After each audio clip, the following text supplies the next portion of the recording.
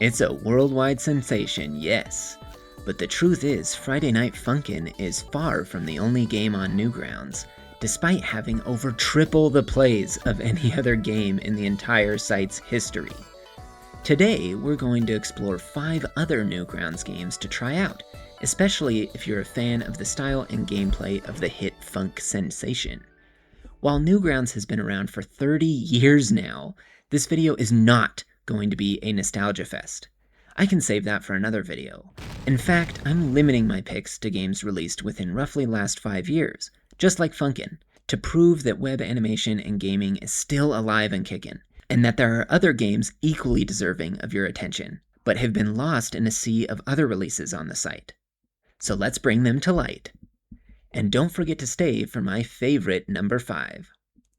Kicking off the list is the colorful and chaotic Drop Cannon, which eludes perfect categorization, but I would call it a timing game that requires laser focus and actual lasers. In Drop Cannon, you're in charge of a single assembly line process, dropping big guns onto troops assembling for battle.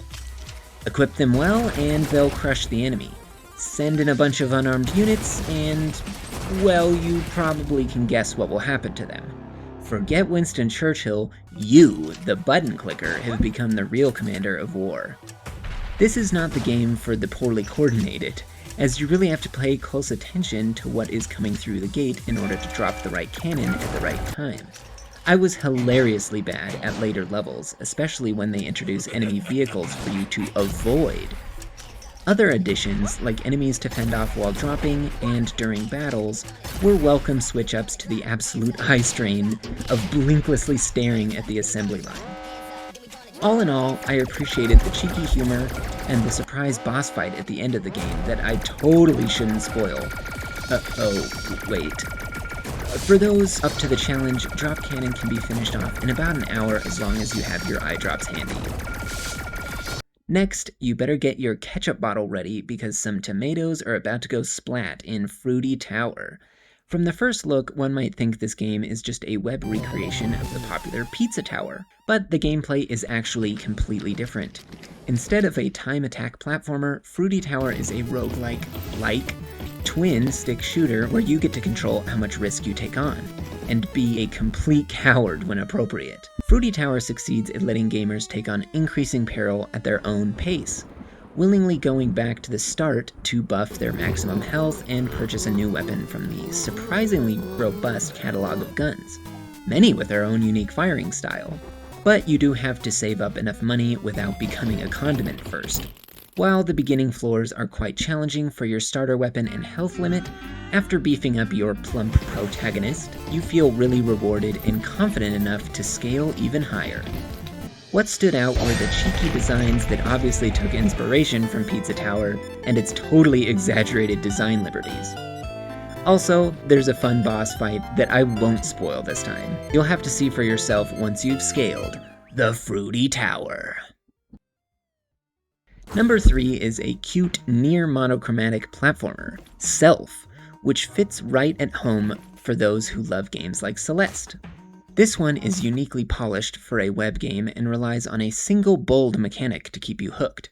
A red being, which may or may not be your own soul, lives within you and can be channeled in order to navigate mid-air.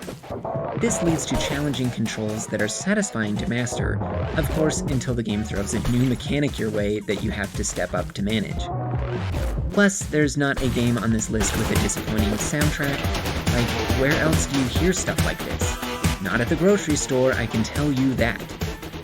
Like many games on this list, playing Self feels like you are exploring a new gaming concept unhindered by financial incentives. It's totally free, so enjoy it for however long or short that you like. If you're really the masochist type, you can always try the extra levels, which are incredibly hard. The same ones I tried for about 10 minutes and gave up on. Yeah, those ones. Good luck! Fourth on my list is the cleverly named Would You Still Love Me If I Was a Worm? This unit management game is a play on the viral relationship question you've probably heard on social media. After actually acting out the hypothetical scenario, the results are not pretty, but hilarious.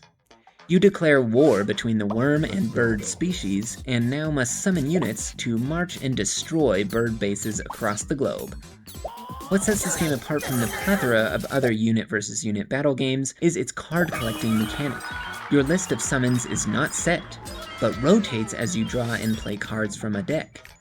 You collect new unit cards as you progress, but must keep your deck balanced so as not to be caught with too many buff or healer cards and not enough fighters.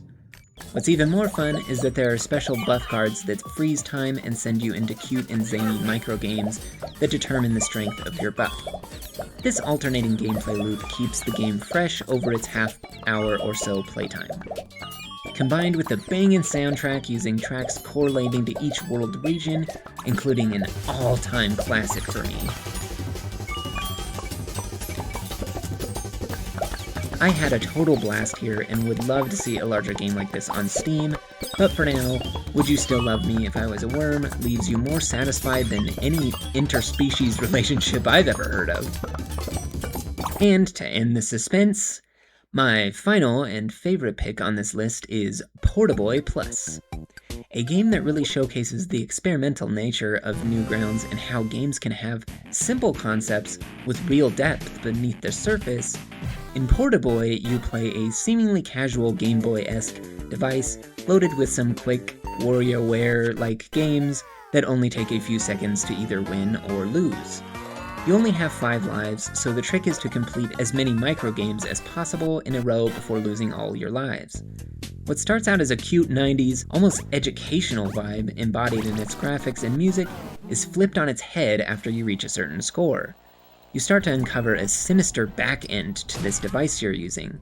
Creatures from the digital void start to hunt you, and you must switch between completing minigames and keeping the digi-zombies away. Neglecting either will cost you your lives and your run. As the microgames get more difficult, your Portaboy also starts to feel the stress, causing crazy glitches and nightmarish beings to flash in your subconsciousness.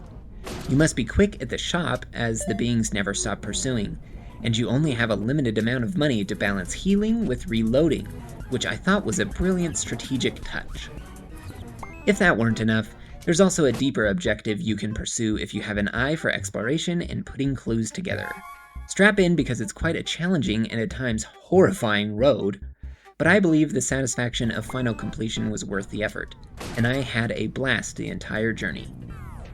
Portaboy is definitely one you don't want to miss if you enjoy WarioWare, horror, or any experimental game mechanics. Plus, it's just well made all around.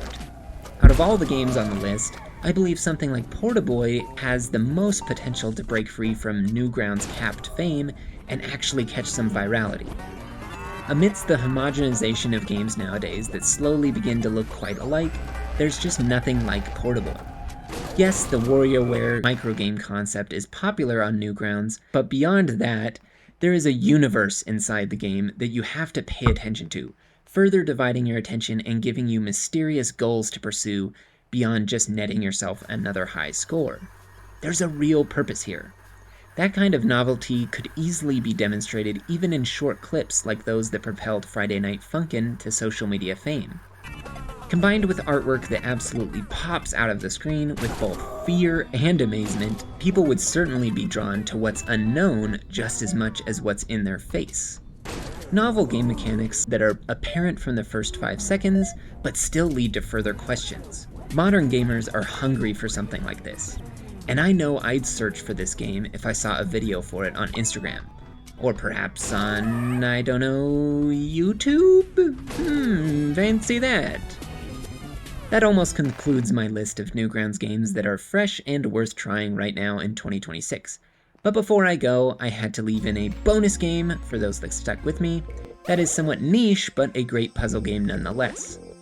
Dragonsweeper succeeds at renovating one of the most classic games in history, a staple of old Windows computers everywhere, Minesweeper. Minesweeper is a personal favorite of mine, and despite being around for several decades, few people have managed to spin Minesweeper in a truly new direction without the gameplay feeling uncomfortable. Enter Dragonsweeper. What looks like a routine Minesweeper board from the outset, Dragonsweeper is actually a clever fusion of the traditional puzzle board with intriguing turn-based tactics gameplay. Instead of clearing the entire board like one would in Minesweeper, Dragonsweeper has a hero who must survive long enough to level up and finally defeat the dragon. Instead of solving for 2 states behind every tile, either mine or safe in the original, here you must balance your health fighting a variety of creatures, in addition to mines. Combat isn't an all-or-nothing affair, like in Minesweeper. Fighting both helps you level up and gives you more information to use as you explore the playing field. For newcomers, it may take a while to understand the math-based mechanics of Minesweeper to really enjoy this one, which is why I saved it for the end. On the other hand, Minesweeper veterans will likely catch on quick and complete this one in under an hour or so, with extra achievements taking another hour or 2. If you're interested in any of the games I touched on, there are links for them all in the description. Did I miss a favorite of yours? Comment your favorite underrated Newgrounds game in the comments below. And if you want a deeper look into Friday Night Funkin' and why I'm excited about its future, as well as the future for Newgrounds as a whole, check out my full industry analysis in the top corner. Have a great day, everybody!